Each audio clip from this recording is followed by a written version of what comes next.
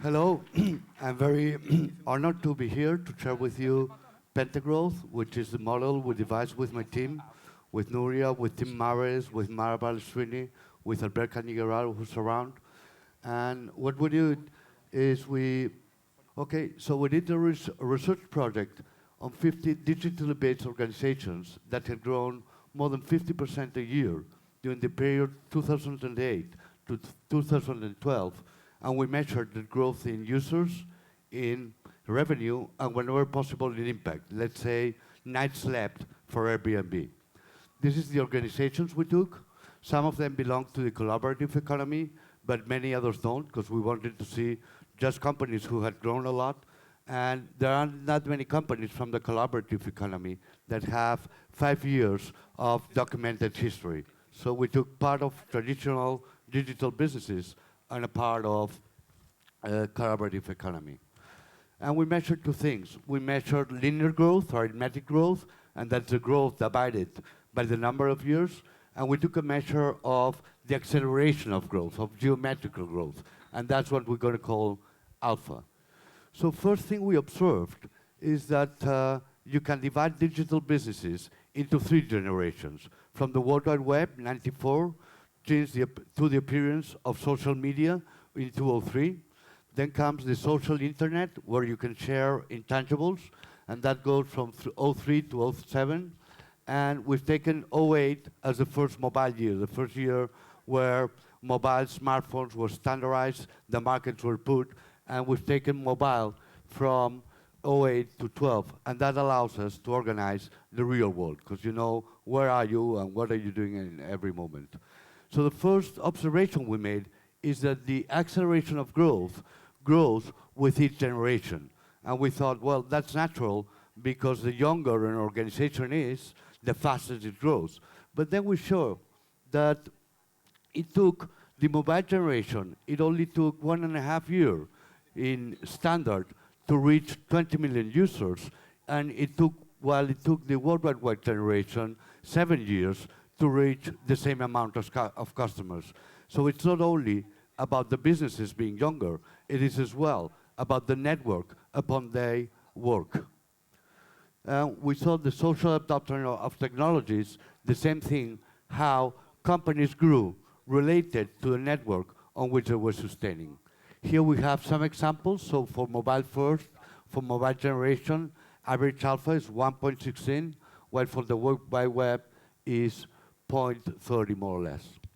Second observation is acceleration of growth changes with the business structure. We distinguished three types of business structures.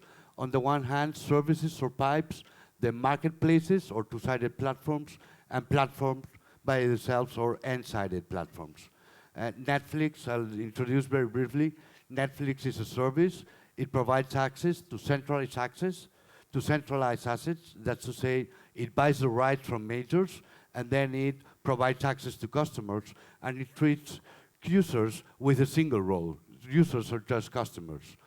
We have BlaBlaCar as an example of a marketplace, and they provide occupation to distributed assets to cars who are not full all over, and users can be consumers and producers at the same time. And platforms provide commons, open knowledge, as Enrique from Goteo was talking now, by opening distributed resources, and users can have any role. For example, you can have up to 17 roles in Wikipedia. You can be an editor, you can be a thematic specialist, you can be an expert, or a media editor, or whatever. So second thing we observed is the acceleration of growth. Growth within, there's a big difference between services and markets and platforms. And this difference is about twofold. The violet is the medium for the category, and the highest is the record for the category. For example, pure services like SurveyMonkey have an acceleration rate of 0.37, while pure platforms such as Airbnb or Quickie are above 1. We've always as well observed that the system is very dynamic, so services become platforms in the measuring they can, and at the same time platforms try to standardize things such as Airbnb has done with host rules for people hosting people. So it's a very dynamic system. So the main conclusion is that growth acceleration depends, on the one hand, on network and platform characteristics. And that's the way we ended up with pentagrowth, which is the 5 levels of accelerated growth. And it's a model I want to share with you, and the model we are applying to companies and startups to let them see where they have growth opportunities. So the verbs are connect, collect, empower, enable, and share. And we're going to go one by one, meaning seeing what does each of these mean. So connect measures the network on which you are designed for, the network on which you are born with or you've transformed it to.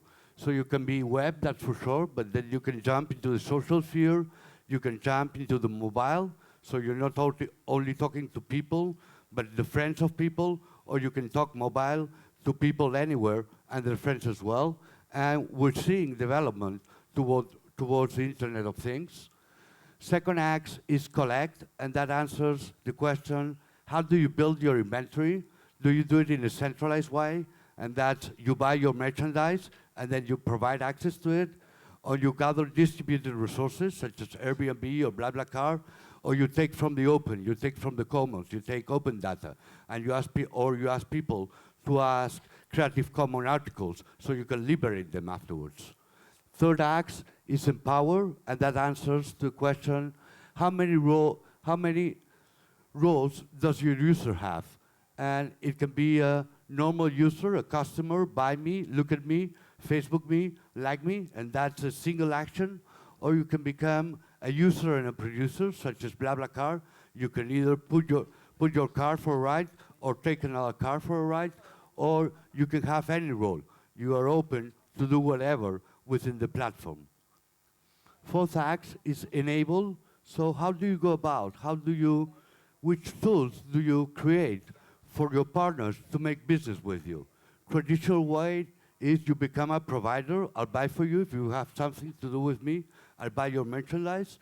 Second step is co-market. I provide you with the tools to do your own products, but I control the market on which this is commercialized. Third phase is co-creation.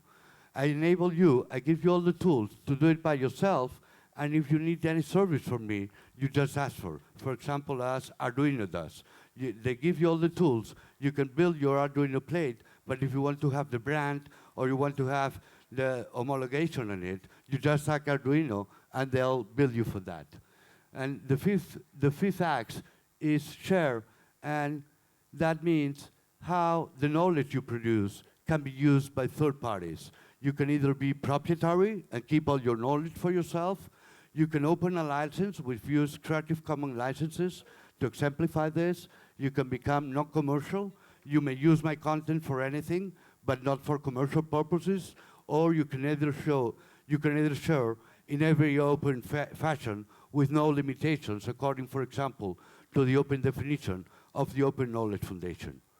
So once we had the pentagrowth, we've been examining the correlations and the relations among the axes, and we've discovered that the acceleration of growth mainly depends on 3 main things, and that's reach, and that's a correlation among share and connect. And reach means how many people or how many things are you able to share, and it sounds logical that the wider your network is, and the narrower the openness that your content has, that allows you to reach more people. Second act is interaction, and that's a correlation between collect, how do you build your inventory, and how you empower users. And that means, and it's logical again, the more diversification, the more easy it is to put things in your inventory if you take it from distributed sources or you take it from the open, and the more role the user has, it's easier to create interactions among users themselves, as many roles they have, or among users and inventory. And the third act, very important, is resilience, and that's a combination on how your knowledge is shared and how able have you been to build a community of partners that economically have invested in your business. So the bigger the community that invested in your business, the bigger the resilience that has your business to go along with a changing environment. And we discovered as well 3 growth axes, and they don't show here, but I'll tell you, one is between markets and empower, point 2, and that's the market structure. So Airbnb or BlaBlaCar, they basically gather distributed assets and have 2 roles for users, and that's very easy to transact. That creates a lot of speed. Another one is between connect and enable. Services try to enable as many partners as they can, so as they provide innovation all the time, and they can grow in the reach. And the third one is from collect to share. You take from the commons, and very efficiently and in a very lean way, you share it to the commons again. So we're starting to apply this to companies and seeing what kind of pentagrowth shapes do they have. For example, we can observe in Android that if Windows was the standard within the World Wide Web era, and then iOS became the standard in the mobile era, Android what did is open much more, so they collected from Linux to start with, and they enabled partners to do whatever they want. If you're a Chinese maker of dongles for TV, for example, you wouldn't buy a license from Microsoft, you wouldn't ask iOS for permission, you rather take Android and build it by yourself. They open their content and as much as they can, and that has helped them to reach the Internet of Things in a very natural way, pushed by the partners who've been enabled by Android. Or for example, if we take a look at Airbnb, I don't know what, it doesn't show, but you'll see you can download the presentation at our web, but you'll see it's very strong on the collect and power acts, but it hasn't built that much of a community, so it hasn't enabled that many partners. They're starting to do that right now. Their open is not very shareable so far, so they're very efficient and they grow very fast, as we've seen, but they have to build a community, not to be subject just to competition and price competition. Another one is Netflix. Again, it doesn't show, but it has the shape of the services I was talking to you about. So Netflix has distinguished itself from other services by enabling partners to build things upon them. And we see this way, for example, how Philbit, you know, the purse that measures your activity. There's an application that allows you, if you're watching a film in Netflix and you fall asleep, the purse will stop the projection so you don't miss the film anymore and you don't have bandwidth to spare. So that's the way that services have to warranty. They create a business community to work with them. Wikipedia is the last example, and it occupies most of the pentagrowth. And the way of Wikipedia being sustainable is basically through resilience. It opens all its content. It enables partners to do whatever, and that's allowed her to grow very fast, even if they didn't take care of mobile until they centered in Africa and they created Wikipedia Zero. So this is the model we want to share with it. This is the final structure on which we're working. We're using this for companies, as I told you, to help them grow with institutions, with city, and feedback will be very welcome. Thank you very much.